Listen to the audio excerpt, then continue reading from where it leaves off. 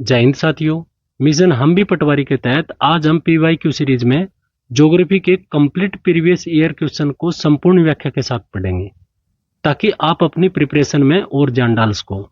अगर आप राजस्थान पटवारी 2025 की तैयारी कर रहे हो तो यह क्लास आपके लिए बेहद महत्वपूर्ण है। तो आइए शुरू करते हैं 100% सटीक उत्तर और आसान व्याख्या के साथ। पहला प्रश्न है, सुमेलित करें। एक तरफ खदान दे रखी है, दूसरी तरफ खनिज दे रखे हैं। खेतड़ी, बेलाडीला, बालाघाट, कालीहंडी। और खनिज क्या क्या दे रखे हैं? लोएस्क, बॉक्साइट, तांबा और मैग्नीज। तो खेतड़ी आपको पता है राजस्थान में है जहां पर तांबा निकलता है। ठीक। दूसरी तरफ बेलाडीला है। बेलाडीला में क्या पाया जाता है? तो बेलाडीला है कहां पर? पहले तो ये जानना चाहिए कि छत्तीसगढ़ में। और यहां पर सबसे ज्यादा क्या पाया जाता है? लोएस्क। क्या? लोएस्क। उसके बाद में बालाघाट है जो मध्य प्रदेश में, उसमें क्या पाया जाता है? तो मैग्नीज। मैग्नीज। और चौथा ऑप्शन में दे रखा है कालाहांडी। ये कहां पर है? ये ओडिशा में है। और यहां पर क्या पाया जाता है? यहां पर बॉक्साइट पाया जाता है। बॉक्साइट। आइए इसकी व्याख्या देखते हैं। खेतड़ी राजस्थान, तांबा पाया जाता है। बेलाडीला छत्तीसगढ़, लोएस्क पाया जाता है। बालाघाट मध्य प्रदेश, मैग्नीज पाया जाता है।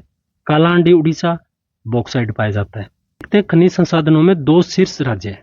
तांबा उत्पादन में सबसे ज्यादा कौन? मध्य प्रदेश। दूसरे नंबर पर राजस्थान। राजस्थान कुल तांबे का कितना प्रतिशत उत्पादन करता है? तो 39%। यह राजस्थान से रिलेटेड है तो इसलिए इसको परसेंटेज में भी लिख दिया। लोएस्क उत्पादन में सबसे ज्यादा उड़ीसा नंबर 1 पर, 2 पर छत्तीसगढ़। मैग्नीज उत्पादन में सबसे ज्यादा मध्य प्रदेश, दूसरे नंबर पर महाराष्ट्र। बॉक्साइट उत्पादन में 1 नंबर पर उड़ीसा, 2 नंबर पर गुजरात। ये दो आप याद रख लो, कभी कभी प्रश्न में पूछ लिया जाता है। आइए दूसरा प्रश्न देखते हैं। भारतीय समुद्री तटरेखा की कुल लंबाई कितनी है? 4 ऑप्शन दिए हैं। 5100.5 किलोमीटर, इनमें से कोई नहीं। 6500.3 किलोमीटर और 7516.6 किलोमीटर। तो इसका सही आंसर है 7516.6 किलोमीटर। इतनी भारतीय समुद्री तट की रेखा है। आइए इसकी संपूर्ण व्याख्या देखते हैं। तो भारत का कुल क्षेत्रफल कितना है? 32,87,263 वर्ग किलोमीटर। और ये विश्व के कुल क्षेत्रफल का 2.42% हिस्सा रखता है। विश्व में इसका 7वां स्थान है। किसमें? क्षेत्रफल में। भारत की स्थलीय सीमा है वो 15,200 किलोमीटर है। और भारत की सीमा है वो 7 देशों से लगती है। तटीय सीमा है, इसको हम 2 रूप से देख सकते हैं। एक तो मुख्य भूमि से तटीय सीमा कितनी है और दूसरा द्वीपों सहित कितनी है। तो इसमें थोड़ा सा ध्यान दीजिए। मुख्य भूमि की तटीय सीमा है वो 6100 किलोमीटर है। जो द्वीपों को जोड़ के है वो तटीय सीमा कितनी है? 7516.6 किलोमीटर। तो प्रश्न जब भी पूछे तो इसका थोड़ा सा ध्यान रखिए कि मुख्य भूमि से पूछा गया, द्वीपों को मिला के पूछा गया है। तो देश की कुल सीमा लगती है वो है 22,716.6 किलोमीटर। इसमें तटीय और सतलीय दोनों काउंट है। तटीय सीमा में सर्वाधिक सीमा वाले राज्य है। इसका एक ट्रिक है GAT गैट। इसका मतलब है गुजरात, फिर आंध्र प्रदेश और टी का है तमिलनाडु। सबसे ज्यादा है वो गुजरात की सीमा लगती है तटीय, उसके बाद आंध्र प्रदेश की और फिर तमिलनाडु की। तो आप एक शब्द याद रखें GAT गैट। इसमें तीनों क्रम से आ जाएंगे। तटीय सीमा में सर्वाधिक सीमा वाला केंद्र शासित प्रदेश कौन सा है? तो वो है अंडमान निकोबार द्वीप समूह। और कुल तटीय सीमा वाले राज्य एवं केंद्र शासित प्रदेश कितना? तो 13, जिसमें 9 राज्य हैं और 4 केंद्र शासित प्रदेश हैं। आइए तीसरा प्रश्न देखते हैं। किस भारतीय राज्य को 5 नदियों की भूमि के रूप में जाना जाता है? ऑप्शन ए में पंजाब, बी में जम्मू कश्मीर, सी में हरियाणा और डी में उत्तर प्रदेश। तो आप सभी को पता है कि पंजाब को 5 नदियों की भूमि कहा जाता है। पंजाब में 5 कौन कौन सी नदियां बहती है? तो झेलम, चिनाब, रावी, व्यास और सतलुज। अब राजस्थान पटवारी की तैयारी कर रहे हैं तो हरी के बैराज को भी जान लीजिए। ये कहां पर है? तो पंजाब में। यहां पर किन 2 नदियों का संगम है? तो सतलुज और व्यास। हरी के बैराज के पास एक विशाल वेटलैंड बनी हुई है। वेटलैंड मतलब आर्द्रभूमि, जो भारत की सबसे बड़ी मानव निर्मित आर्द्रभूमि है। अगला पॉइंट है, यहां से राजस्थान में आने वाली नहर इंदिरा गांधी नहर निकलती है। कहां से? हरी के बैराज से। और हरी के बैराज कहां पर है? सतलुज और व्यास के संगम पर। तो इंदिरा गांधी नहर में पानी किसका आता है? सतलुज और व्यास का। और यह भारत की सबसे लंबी नहर है। आइए चौथा प्रश्न देखते हैं, गलत युग्म चुने। पहले में दे रखा है काजीरंगा राष्ट्रीय उद्यान, इसके सामने दे रखा है आसाम। दूसरा दे रखा है मुदुमलाई अभ्यारण्य, इसमें दे रखा है आंध्र प्रदेश। तीसरा दे रखा है कान्हा राष्ट्रीय उद्यान, इसके आगे दे रखा है मध्य प्रदेश। और दाचिगम अभ्यारण्य दे रखा है जम्मू कश्मीर। तो इसमें हमें गलत चुनना है। मुदुमलाई अभ्यारण्य है वो तमिलनाडु में है। कहां पर है? तमिलनाडु में है। ये एक्सप्लेनेशन देखते हैं वन्य जीव अभ्यारण्य के बारे में। देश में कुल 573 वन्य जीव अभ्यारण्य है मार्च 2025 तक। देश में कुल भौगोलिक क्षेत्र का 3.57% है वो वन्य जीव अभ्यारण्य के अंतर्गत आता है।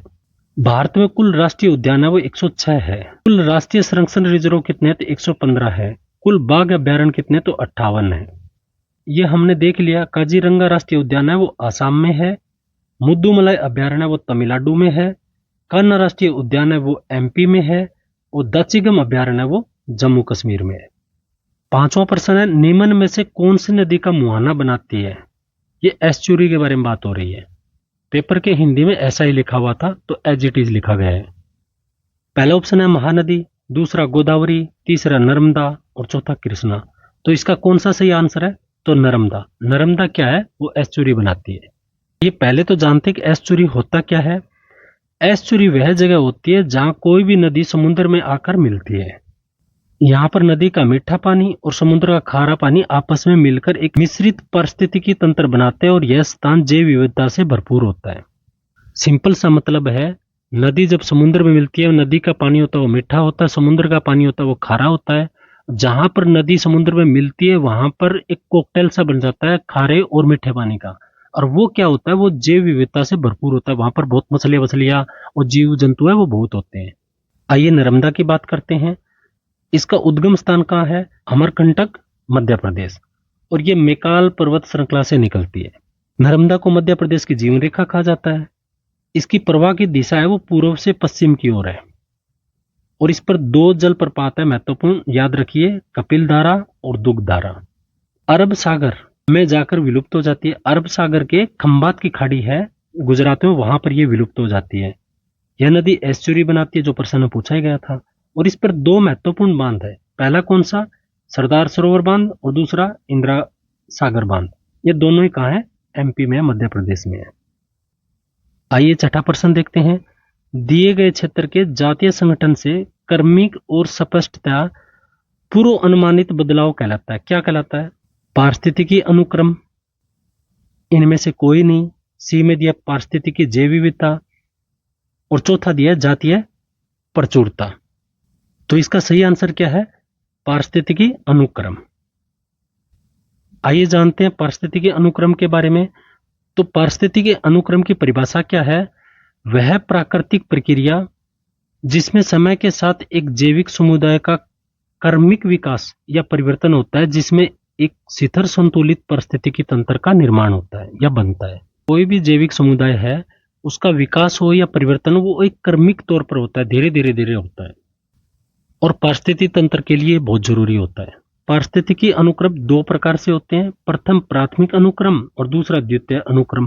प्रारंभिक अनुक्रम क्या होता है? इस प्रकार का अनुक्रमण उन क्षेत्रों में होता है जो प्रारंभ से ही पूरी तरह से वनस्पति या जैविक मिट्टी से रहित हो, यानी ना हो, जिसमें कोई भी जैविक मिट्टी ना हो, ना वहां पर कोई वनस्पति हो। जैसे कौन से? लावा हो, ज्वालामुखी के बाद में जो वहां पर लाइकेन पैदा होता है, क्योंकि शुरुआती जैविक का जो सबसे सरल घटक है वही वहां पर पैदा होता है, तो लाइकेन पैदा होता है। और दूसरा कौन सा होता है? इस प्रकार के अनुक्रमण उन क्षेत्रों में पाया जाता है जो पहले से पारिस्थितिकी तंत्र नष्ट होने के बाद शुरू होता है, यानी पहले जो वहां पर जीव जंतु थे वो सब नष्ट हो जाते हैं, उसके बाद उत्पत्ति उसमें शुरू होती है। उदाहरण के लिए देखो, जंगल की आग, बाढ़ के बाद नया जंगल या वन का उगना। आइए सातवां प्रश्न देखते हैं। निम्न में से किसके कारण सागरों एवं महासागरों में ज्वार भाटा आता है? ऑप्शन एक में दे रखा है सूर्य के गुरुत्वाकर्षण बल के कारण, बी में दे रखा है चंद्रमा के गुरुत्वाकर्षण के कारण, और सी में दे रखा है पृथ्वी के अपकेंद्रीय बल के कारण। तो ये तीनों ही कारण है जिसके कारण ज्वार भाटा आता है, तो ऑप्शन सी इसका सही होगा। आइए ज्वार भाटा के बारे में जानते हैं। सबसे पहले इसकी परिभाषा देखते हैं। चंद्रमा और सूर्य के गुरुत्वाकर्षण बल के कारण समुद्र जल सतह में होने वाली अनियमित उतार चढ़ाव की प्रक्रिया को ज्वार भाटा कहते हैं। दिन में 2 बार ज्वार और 2 बार भाटा आता है। ज्वार में पानी है वो ऊपर की साइड जाता है और भाटा में नीचे की तरफ आता है। समुद्र तटों पर यह लगभग चक्कर 12 घंटे 25 मिनट में पूरा होता है। भारत में इसका प्रमुख स्थान कौन सा है? तो ओखा गुजरात में भारत का सबसे ऊंचा ज्वार आता है, तो इसलिए सबसे ऊंचा ज्वार कहाँ आता है? ओखा गुजरात में। विश्व का सबसे ऊंचा ज्वार कहाँ आता है? तो फंडी की खाड़ी है, ये कनाडा में, वहां पर आता है। चंद्रमा के गुरुत्वाकर्षण का प्रभाव सूर्य की तुलना में लगभग 2.17 गुना अधिक होता है, इसका, चंद्रमा का। आइए 8वां प्रश्न देखते हैं। निम्न भारतीय राज्यों में से कौन सा राज्य अधिकतम अन्य भारतीय राज्यों की सीमा साझा करता है? 1 में दिया राजस्थान, 2 में दिया आंध्र प्रदेश, 3 में दिया उत्तर प्रदेश और 4 में दिया मध्य प्रदेश। तो इसका सही आंसर क्या है? उत्तर प्रदेश। आइए इसका व्याख्या देखते हैं। सर्वाधिक सीमा साझा करने वाले राज्य, सबसे ज्यादा कौन करता है? तो उत्तर प्रदेश। कितना? 8 राज्य और 1 केंद्र शासित प्रदेश। केंद्र शासित प्रदेश कौन सा है? तो दिल्ली। उसके बाद दूसरे नंबर पर सबसे ज्यादा साझा सीमा कौन करता है? तो आसाम। 7 राज्य और 2 देश लगते हैं। 7 राज्य याद रखना, उत्तर प्रदेश के 8 राज्य लगता है और आसाम के 7, लेकिन उत्तर प्रदेश के एक केंद्र शासित लगता है, तो कभी कभी पूछ लेते हैं, 9 भी हो जाता है वो। तीसरे नंबर पर महाराष्ट्र है, जिसके 6 राज्य सीमा बनाते हैं, और राजस्थान, मध्य प्रदेश, आंध्र प्रदेश के 5 राज्यों की सीमा लगती है।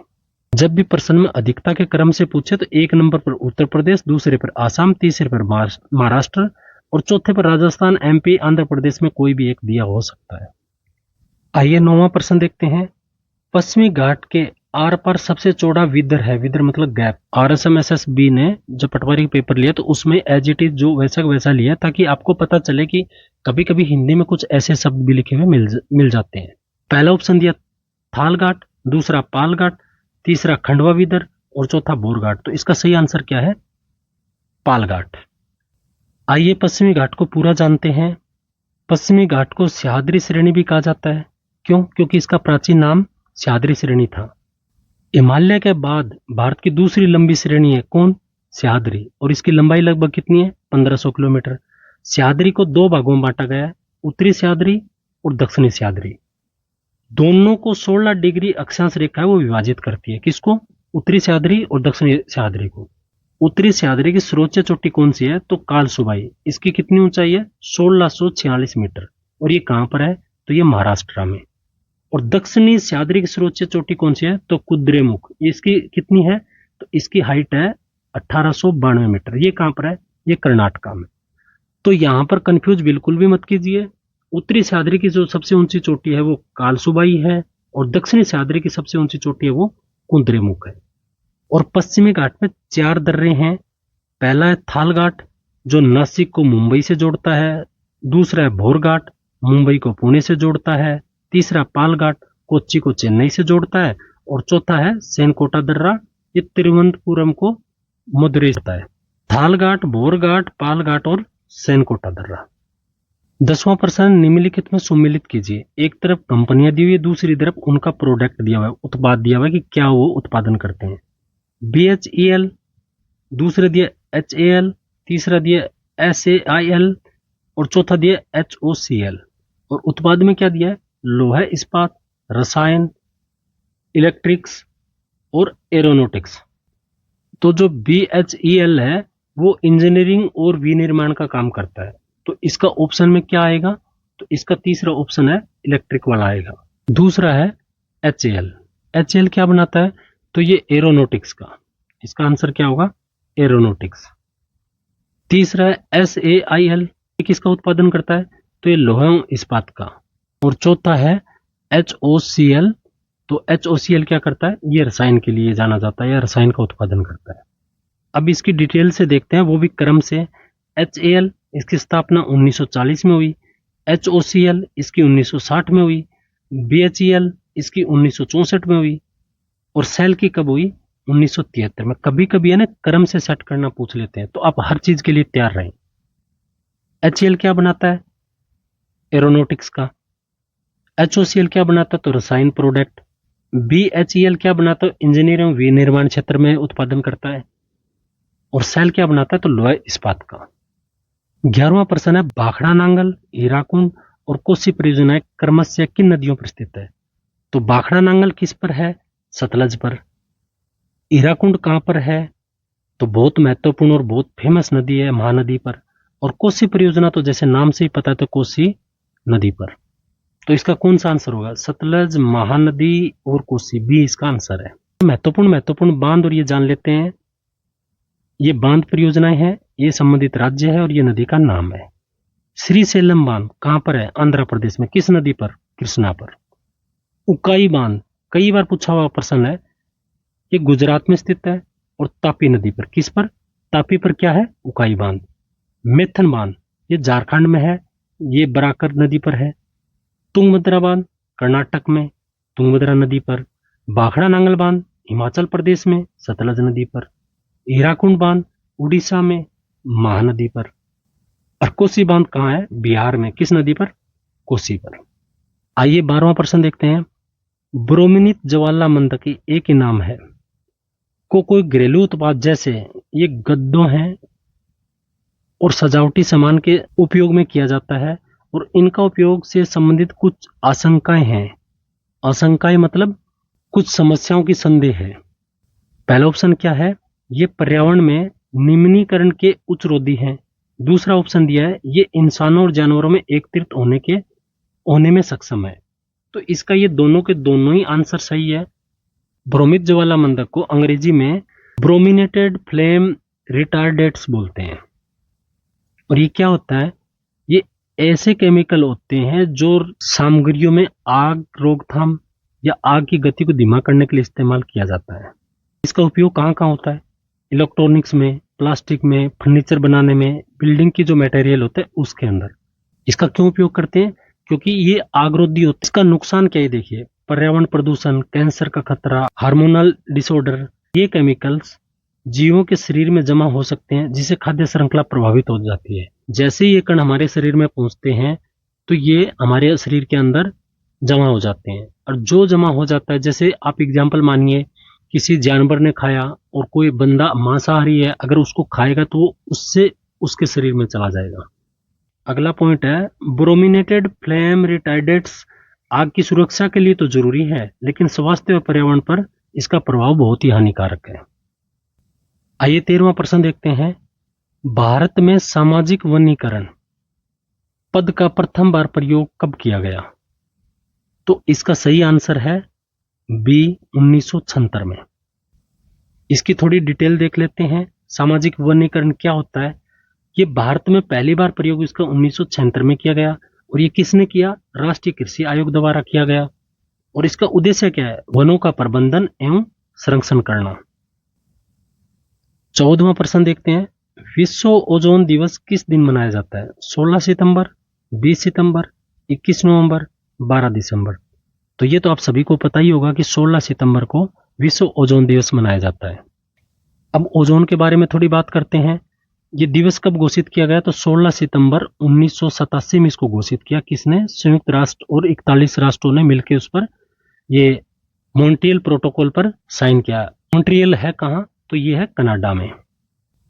ओजोन परत है वो समताप मंडल में पाई जाती है, और यह पृथ्वी पर हानिकारक पराबैंगनी किरणों को आने से रोकती है। और समताप मंडल को इंग्लिश में क्या बोलते हैं? तो स्ट्रेटोस्फीयर बोलते हैं। कभी कभी इंग्लिश में लिखा हुआ भी मिल जाता है। आइए 15वां प्रश्न देखते हैं। दक्कन पठार मुख्यतः बना होता है किसका? चुनासम का, बेसाल्ट का, बालुकासम का, और इनमें से कोई नहीं। तो ये किसका बना हुआ है? बेसाल्ट का। आंसर बी इसका सही है। आइए दक्कन के पठार के बारे में जानते हैं। ये बहुत महत्वपूर्ण पॉइंट है। इसका विस्तार कहां तक है? तो इसके पश्चिम में पश्चिमी घाट है, पूर्व में पूर्वी घाट है। पूर्वी घाट और पश्चिम घाट के बीच में है। अगर उत्तर की बात करें तो सतपुड़ा और मेकाल की पहाड़ियां है, और दक्षिण में कार्डामम यानी इलायची की पहाड़ी सीमा बनाती है। पूर्व से पश्चिम, उत्तर से दक्षिण, चारों तरफ इसकी जो सीमाएं बनाती हैं वो ये है। दक्कन का पठार का सर्वाधिक विस्तार कहाँ है? तो महाराष्ट्र में। इस पठार के पूर्वी भाग को विदर्भ बोलते हैं। थोड़ा बहुत क्रिकेट के शौकीन हो तो रणजी की एक टीम है विदर्भ की। इसकी ऊंचाई व उत्तर से दक्षिण में बढ़ती जाती है, और औसत ऊंचाई इसकी 1500 मीटर है। ऊंचाई किस तरफ बढ़ती है? उत्तर से दक्षिण की तरफ जाते वक्त। दक्कन का पठार मुख्यतः बेसाल्ट युक्त लावा से बने होने के कारण कपास की उपज के लिए प्रसिद्ध है। और जहां बेसाल्ट युक्त होगा वो क्या हो, कैसी मिट्टी होगी, वो काली मिट्टी होगी। और काली मिट्टी है वो कपास के लिए जानी जाती है। आइए 16वां प्रश्न देखते हैं जो इन्वायरमेंट का है, बहुत महत्वपूर्ण प्रश्न है। निम्न में से कौन सा अब तक स्थापित जीवमंडल निश्चयक में शामिल नहीं है? इनमें एक नहीं है। सुंदरबन है, ग्रेट निकोबार हाँ है, नंदा देवी हाँ है, तो कच्छ की खाड़ी है वो शामिल नहीं है। जैवमंडल निश्चय को इंग्लिश में बायोस्फीयर रिजर्व कहते हैं और ज्यादातर यह यही लिखा हुआ मिलता है, तो आप इसमें कंफ्यूज बिल्कुल ना करें। चाहे जैवमंडल निश्चय लिखा मिले चाहे बायोस्फीयर रिजर्व लिखा मिले। बायोस्फीयर रिजर्व बोलते किसे हैं? तो एक ऐसा संरक्षित क्षेत्र जिसमें पारिस्थितिकी तंत्र, जैव विविधता और प्राकृतिक संसाधनों के संरक्षण के लिए रखा गया हो, उसे बायोस्फीयर रिजर्व कहा जाता है। मतलब कि पारिस्थितिक तंत्र, जैव विविधता और प्राकृतिक संसाधनों का जो संरक्षण किया जाता है, ऐसी जगह पर सरकार कुछ नियम बना देती है जिसके कारण उसका नुकसान ना हो। बायोस्फीयर रिजर्व का उद्देश्य क्या है? जैव विविधता का संरक्षण और सतत विकास को बढ़ावा देना। बायोस्फीयर रिजर्व के मुख्य 3 भागों में बांटा गया है। पहला कोर क्षेत्र, दूसरा बफर क्षेत्र, तीसरा संक्रमण क्षेत्र। भारत का पहला जो बायोस्फीयर रिजर्व है वो नीलगिरी बायोस्फीयर था। ये कहां पर है? तमिलनाडु में, केरल में और कर्नाटका में, 3 राज्यों में फैला हुआ है। और ये कब घोषित हुआ? तो 1986 में। इसका मतलब ये है भारत का पहला बायोस्फीयर रिजर्व है 1986 में घोषित किया गया, जो तमिलनाडु, केरल, कर्नाटक में, और उसका नाम क्या है? नीलगिरी। भारत का 18वां बायोस्फीयर रिजर्व ये कोल्ड डेजर्ट है हिमाचल प्रदेश में, ये 2009 में घोषित किया गया है। और टोटल कितने? 18। मार्च 2023 तक देश में कुल बायोस्फीयर रिजर्व कितने हैं? 18। और ये कौन सा? 18वां। ये पहला और ये आखिरी। और देश की कुल भूमि पर बायोस्फीयर रिजर्व क्षेत्र कितना है? तो 60,000 वर्ग किलोमीटर। 17वां प्रश्न है, निम्न में से किस राज्य की सीमाएं 4 राष्ट्रों की सीमाओं से जुड़ी है? ऑप्शन पहला आसाम, दूसरा उत्तर प्रदेश, तीसरा नागालैंड और चौथा इनमें से कोई नहीं। तो इसका सही आंसर क्या है? डी। भारत के किसी भी राज्य के 4 देशों के साथ सीमा नहीं बनती है, यही इसकी व्याख्या है।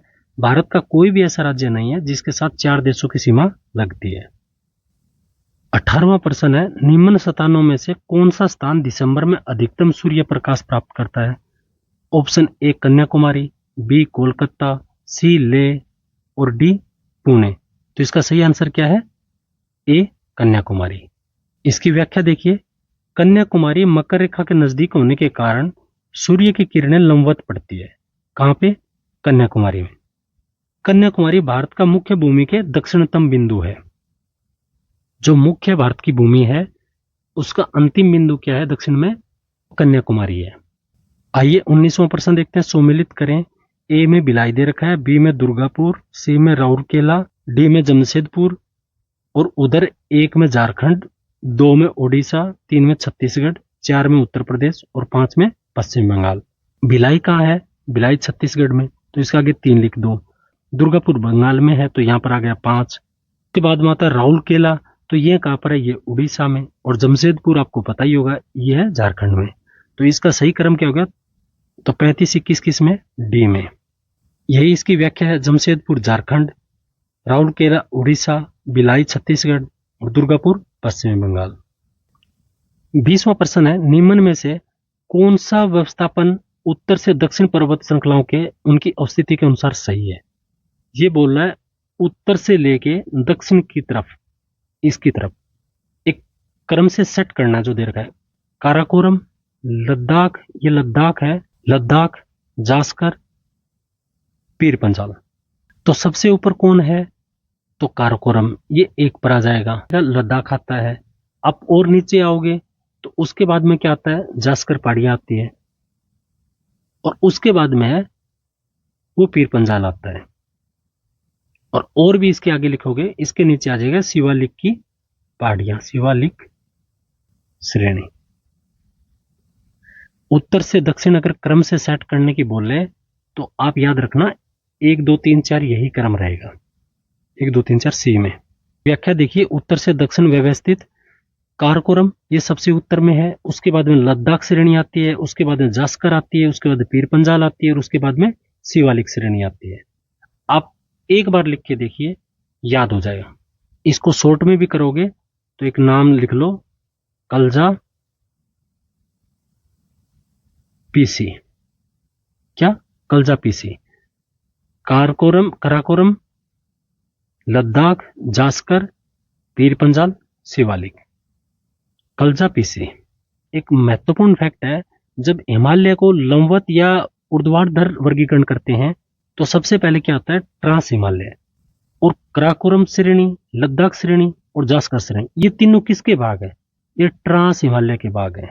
कभी आपको ऐसा भी पूछ ले कि निम्न में से कौन सी श्रेणी ट्रांस हिमालय का भाग है, तो ये तीनों ट्रांस हिमालय में आती है, कराकोरम, लद्दाख और जास्कर। आइए 21वां प्रश्न देखते हैं। कर्क रेखा डैश से गुजरती है। कहां से गुजरती है? महाराष्ट्र से, उत्तर प्रदेश से, आंध्र प्रदेश से, मध्य प्रदेश से। तो ये कहां से गुजरती है? ये डी, मध्य प्रदेश से। कर्क रेखा आपको पता होगी देश के 8 राज्यों से गुजरती है।